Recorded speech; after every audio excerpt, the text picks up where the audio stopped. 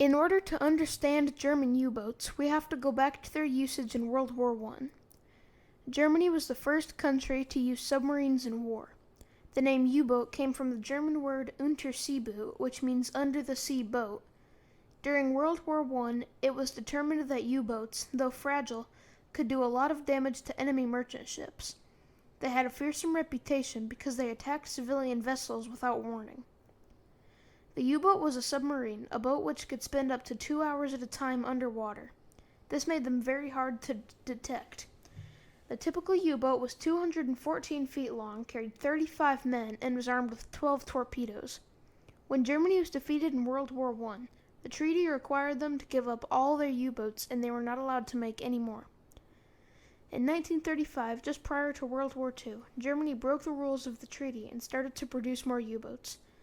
In 1939, they started attacking British merchant ships and had great success.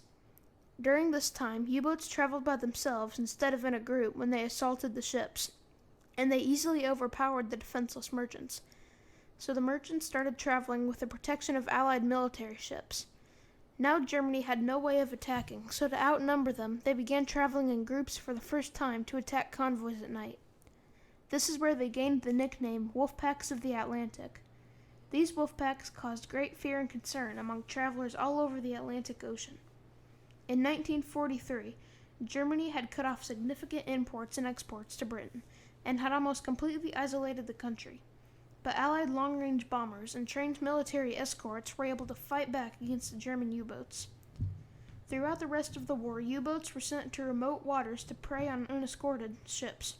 Some even operated in waters very near the United States eastern coast.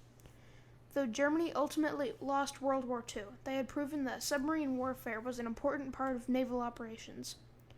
In World War II, 1,162 U-boats were built by Germany. 785 of those U-boats were destroyed, and the remainder surrendered.